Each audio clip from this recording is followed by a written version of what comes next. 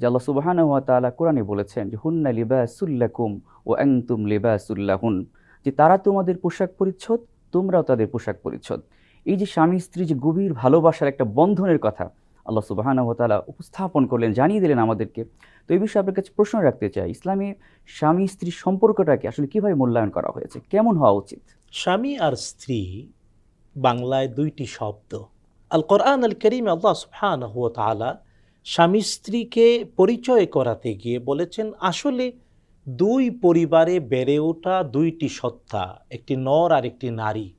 কিন্তু রব্বুল আলামিন কোরআন আল করিমে বলেছেন এরা দুজনে একজন, এবং এটা এত সুন্দরভাবে আল্লাহ উপস্থাপন করেছেন। দেখুন, ইসলাম আমাদেরকে বৈবাহিক সম্পর্ক শিখায়, যেটা জান্নাতের প্রথম সূচনা হয়েছে শরীয়র মাধ্যমে। আল্লাহ তাআলা পৃথিবীতে পাঠিয়েছেন মুহাম্মদুর রাসূলুল্লাহ সাল্লাল্লাহু আলাইহি ওয়াসাল্লাম, নিজেও বিবাহ করেছেন, পৃথিবীর সকল নবীরাই বিবাহ করেছেন। কোরআন আল কারীমের সূরাতুন নিসার প্রথম আয়াতে আল্লাহ তাআলা বলছেন, বিসমিল্লাহির রহমানির রহিম, ইয়া আইয়ুহান নাসু ইত্তাকু রাব্বাকুম আল্লাযী খালাকাকুম মিন নাফসিন ওয়াহিদা ওয়া খালাকা মিনহা যাওজাহা ওয়া বাথসা মিনহুমা রিজালান কাসীরান ওয়া নিসাআ ইলা আখিরিল আয়া।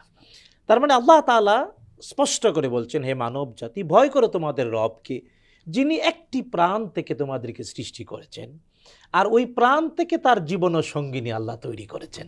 আদম এবং হাওয়া, তারা আল্লাহ তাআলার ভাষায় একই সত্তা থেকে দুইজন মূলত একজন। এরপর আল্লাহ বলেছেন ওবাথসা মিনহুমা রিজালান কাসীরান ওয়া নিসাআ, এই আদম এবং হাওয়া থেকে আল্লাহ তাআলা অনেক নরনারী ছড়িয়ে দিয়েছেন। কিন্তু এবার প্রশ্ন হলো, আপনি আমি অর্থাৎ আব্দুল করিম আব্দুর রহিম, আব্দুল করিম করিমা খাতুন, তারাও কি আসলে দুজনে একজন? দুই পরিবারে বেড়ে ওঠা, দুই বংশে বেড়ে ওঠা একটা নর একটা নারী, আসলে কি দুইজনে একজন? আল্লাহ তাআলা প্রত্যেক ইন্ডিভিজুয়ালকে সূরাতুর রূম 30 নম্বর সূরার 21 নম্বর আয়াতে স্পষ্ট অ্যাড্রেস করে বলেছেন, ওমিন আয়াতিহি আন খালাকা লাকুম মিন আনফুসিকুম আজওয়াজান লিতাসকুনু ইলাইহা ওয়া জাআলা বাইনাকুম মাওয়াদ্দাতান ওয়া রাহমা। এটা আল্লাহ তাআলার আয়াত যে তিনি তোমাদের জন্য তোমাদের থেকেই সৃষ্টি করেছেন তোমাদের জীবন সঙ্গী সঙ্গিনী, যাতে করে একজন আরেকজনের মধ্যে শান্তি খুঁজে পাও, আর তোমাদের মধ্যে বিনি সুতার মালা গেঁথে দিয়েছেন, আর সৌহার্দ্য আর সম্প্রীতি ঢেলে দিয়েছেন। এই যে আল্লাহ তাআলা প্রত্যেকটি স্বামী স্ত্রীকে, একজন পুরুষ আর একজন নারী, পরস্পরকে বললেন দুজন একজন। আমাদের সাহিত্যের ভাষায়ও বলে অর্ধ অঙ্গ। স্বামী হলো অর্ধাঙ্গ, স্ত্রী তার অর্ধাঙ্গিনী। তাই অর্ধ অঙ্গ অর্ধাঙ্গিনী মিলে দুই অর্ধেক মিলে একজন। সুতরাং এটা কোরআন আল কারীমের শৈল্পিক উপস্থাপনা এবং ইসলামের একটা মৌলিক বিষয়। ইসলাম পরিবারকে এতটা গুরুত্ব দেয় যে পরিবার দিয়েই ইসলামের ফাউন্ডেশন বেড়ে ওঠে। আর এই ফাউন্ডেশনটা আল্লাহ তাআলার ভাষায় যে স্বামী আর স্ত্রী মূলত দেখতে দুই দেহ, কিন্তু আল্লাহ বলছেন দুইজনে একজন। আল্লাহ বলছেন সূরাতুল বাকারাতে, হুন্না লিবাসুল লাকুম ওয়া আনতুম লিবাসুল লাহুন্না, স্ত্রী স্বামীর পোশাক, স্বামী স্ত্রীর পোশাক, একজন আরেকজনের পোশাক।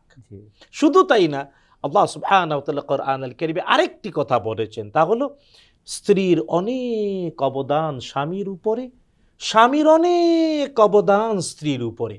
হতে পারে কখনো একজনের উপর আরেকজনের মেজাজ গরম হয়, আল্লাহ বলছেন লা তানসাউিল ফাদলা বাইনাকুম, যদি মেজাজ গরম হয় তাহলে অনুগ্রহের কথা সহে। স্বামী স্ত্রীর উপরে মেজাজ গরম হয়েছে, তার অনেক অনুগ্রহ। তোবা আজকেরই সময়ে এসে এটা পরীক্ষিত, গবেষণায় প্রমাণিত, একজন স্ত্রী স্বামীর সংসারে যত কাজ করেন, যত সার্ভিস দেন, যদি দুনিয়ার স্বামীরা স্ত্রীদেরকে এই সার্ভিসের বিপরীতে অবশ্যই সামর্থ্য অনুযায়ী পারিশ্রমিক দেয়া লাগতো, তাহলে কোনো স্বামী তার স্ত্রীর পারিশ্রমিক দিয়ে শেষ করতে পারত না।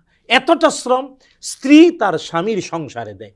অপরদিকে স্বামীও স্ত্রীর জীবনে এতটা অনুগ্রহ দেয় যেটা স্ত্রী বলে শেষ করতে পারে না। কোরআন তা স্মরণ করিয়েছে। সুতরাং দাম্পত্য সম্পর্কের সৌহার্দ্য, ভালোবাসা, প্রেম আর প্রীতি, সাহিত্যের ভাষায় বললে মধুর হাড়ি শেষ হবে না। অনন্তের মধুর হাড়ি যদি অটুট রাখতে হয়, তাহলে এটা স্মরণ রাখতে হবে যা কোরআন বলেছে, স্বামী স্ত্রী দুজনে একজন। শুধু তার একজন আরেকজনের পোশাক, আর হা একজনের জীবনে আরেকজনের অনেক অনুগ্রহ। আল্লাহ তাআলা অনুধাবনের তৌফিক দিন। আমিন।